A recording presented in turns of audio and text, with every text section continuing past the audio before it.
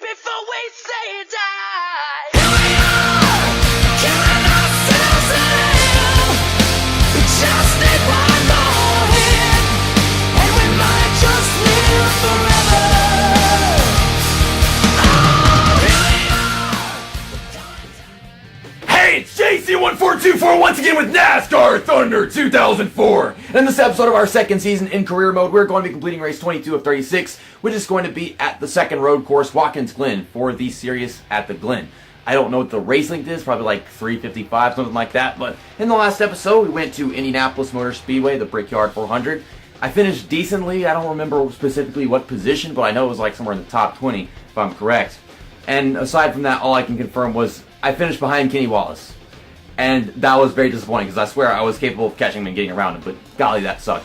We're using KCal Gaming's paint scheme today just because I didn't use it at Indianapolis and I wanted to use it at a road course. You get both the road courses this season, so lucky you. Let's take a look at the stats and info before we go into this race. Who won at Indianapolis? Was it Tony Stewart? Where is it? Yeah, it was Tony Stewart. I think that was his third win of the season because he won at New Hampshire, and before that, he hadn't won since like the very beginning of the season. Yeah, the Bristol race. Okay, so that was his third win of the season. He's got himself a 204-point lead over Dale Earnhardt Jr. Tony Stewart, just OP in my career mode. He's on the cover of the game, but still, like, I wish it could just be different drivers. We don't have a chase, so I think it's pretty much gone from here because we're already getting into like the last quarter of the season pretty soon. And Jeff Gordon, who was once in second place, is now in fifth. 279 points behind. Ryan Newman's trying to climb his way up there, and I don't know if that's going to happen. We are still in 15th place. Yep. We're a good 40 points behind Sterling Marlin, I think that is.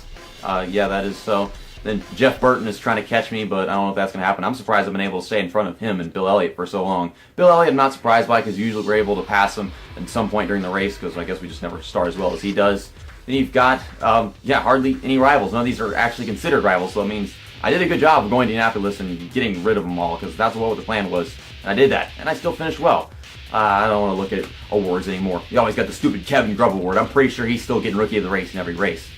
But let's go to race weekend. Something I thought about before I started recording this video was I want to go into chassis. And for this race, I'm going to select number 3 instead of number 6 because whenever we go to Michigan in the next episode, I want to have much better equipment than what this is. And I don't think we need to have this absolutely amazing chassis if we want to be able to win at a road course or at least do well. You saw what I can do at Sonoma, and with road courses, all you got to do is take 2 tires in your pit stop and you can just, undercut the field and stuff like that. But for engine, we're just going to go with the only thing available, 63 power, 60 efficiency.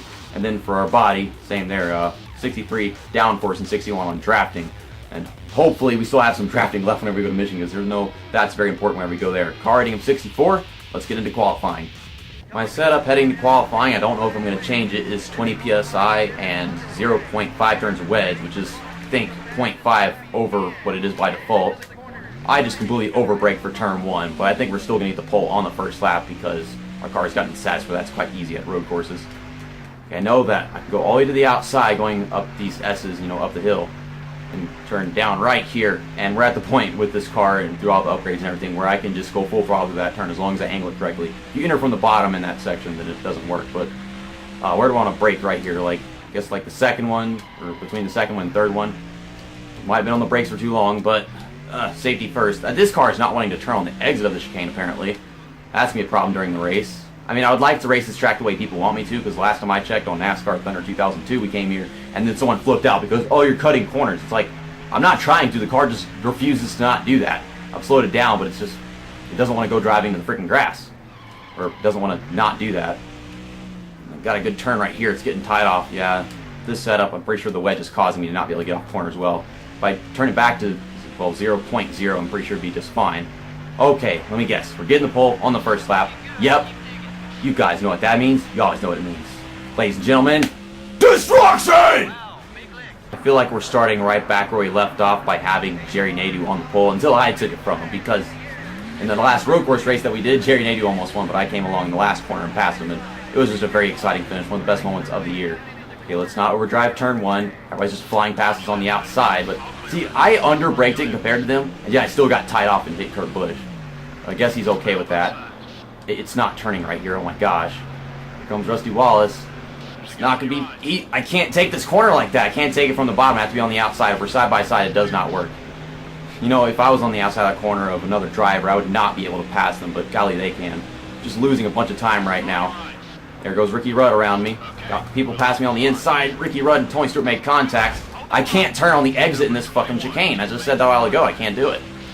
But, now we've got some room to grow. I can get around Rusty Wallace. This car just won't fucking turn. It's because of the wedge adjustment, but whenever I had it turned on 0.0, I ran some practice, and the car just constantly wanted to spin going into corners, so was not feeling safe about that. The same thing that I did whenever I went to New Hampshire is I just had the wedge so freaking high because I wasn't comfortable with it.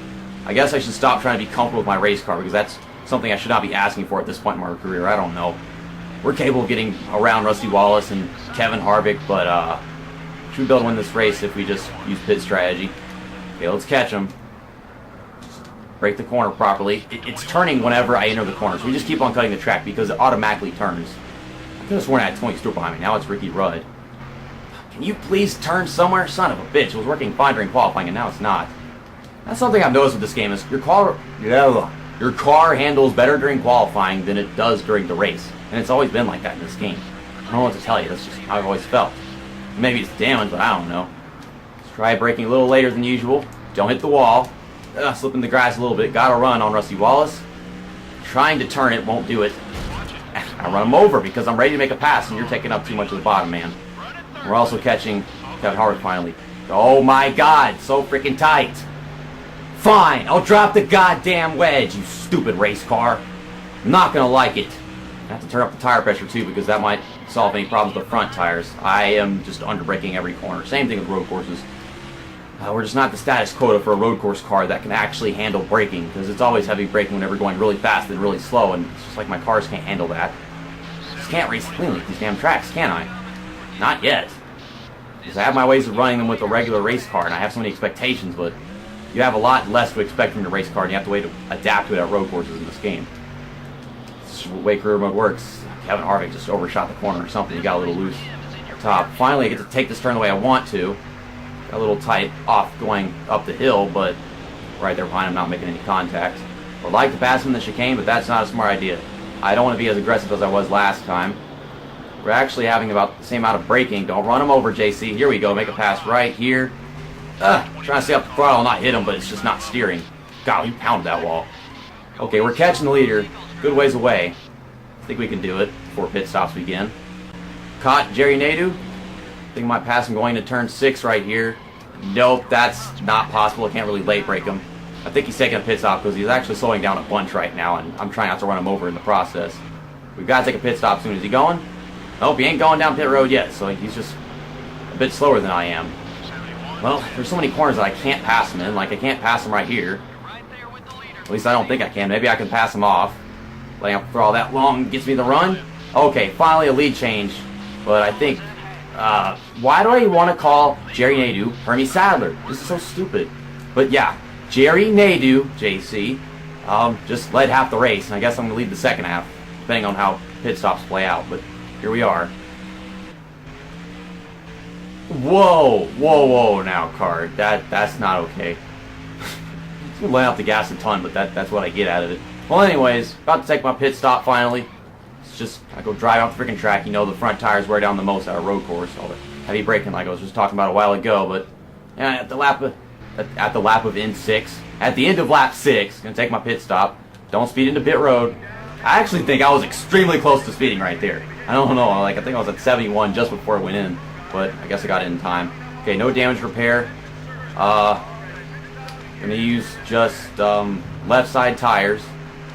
Okay, let me turn the freaking tire pressures back up before it's too late. We're gonna put it right back on default, which is 0.0 turns of wedge and 25 psi. I would like to have maybe the tire pressure higher, just so that my car can react to the fact that it's getting like really tight going into the corners.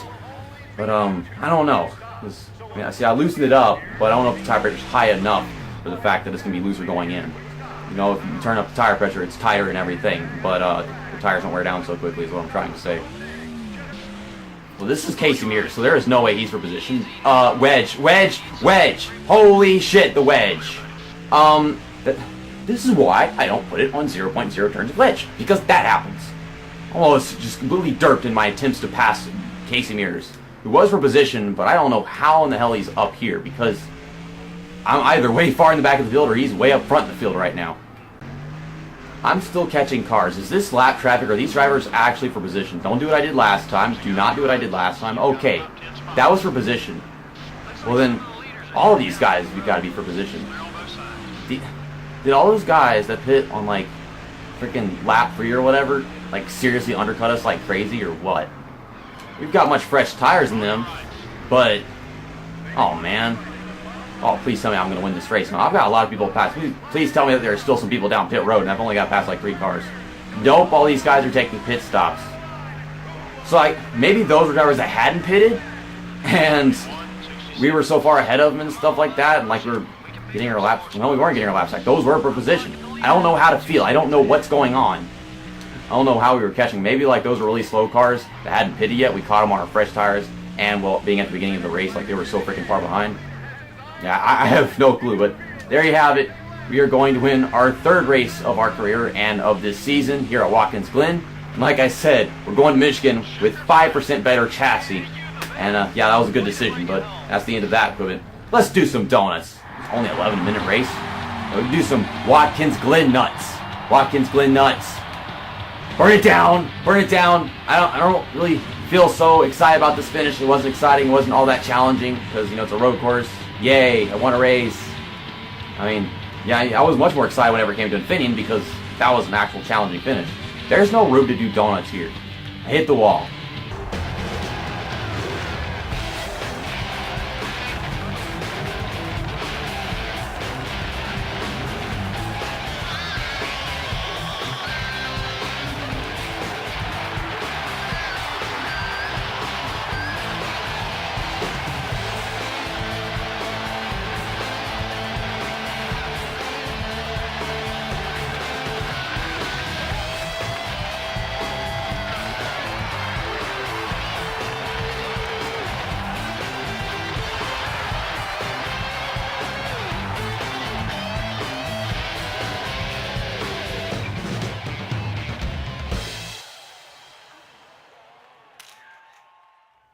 UAW has still not left us, despite our happiness probably dropping through the floor like 46 or whatever it is. It's 44% now. For that reason, I cannot ever get a bonus, $376,000 in any race, because my average finish will never be 5th place for the remainder of this season. It's not possible statistically to get my average 15th place or whatever it is right now all the way up there. So the happiness is just going to keep on going down, and I don't know when they're going to go. Like maybe Michigan will be bad enough for them to actually leave us. The income is only $94,000. And you look at the bonuses, they're higher than what our income is for the sponsor. Every single one of them, I think. Well, you know, the associates, team, and drivers, but they got lower bonuses, of course. I don't know what to tell you guys. This is stupid. I actually just went to the garage and sold that chassis that we just used because we know we're going to be using this in the next race at Michigan. And then this is going to come in, and it's going to be 66 on grip and tire wear. And I don't know if I'm going to be wanting to use this for like 2 races in a row just because this on fresh might actually be better than this after 1 race. Then you've got the engines. We're going to be using this in the next race. 62 power. Efficiency goes down to 59%. I'm not that concerned about efficiency at any tracks aside from super speedways. And honestly, I think even if we use something up and go to a super speedway, I'm pretty sure we're still going to make it on fuel no matter what. Then you've got the condition of this one, which is down to 97 as well. Downforce is, I think, 61. It was 63, and now the drafting has gone down to 59. I really wish the drafting was better going into the next race, but oh well, that's just what it is. And of course, shop additions, 3 races left on the shock dyno for the tire grip to improve. That will be great. Okay, well, let's take a look at some of the stats and info. Got Legend Racer 88's paint scheme for the next race at Michigan, because you know it's one of Dale's great tracks. Dale Earnhardt Jr. was great at Michigan, and we actually haven't used this paint scheme in a while, by the way. So, who won that race? I won that race. I'm so fucking stupid. Oh my gosh. But Tony Stewart increases his points lead over Dale Earnhardt Jr. 222-point lead. I think I might have moved up in the points a couple positions after that one. Just 1 position. We're in front of Sterling Marlin finally. Golly, Pocono really hurt him. We're probably going to perform so bad at Michigan that we're going to fall back in 15th place again, though. And it looks like we are 50 points behind Rusty Wallace, something like that. Then you've got the driver spec levels. I really pissed off Ricky Rudd in the last race.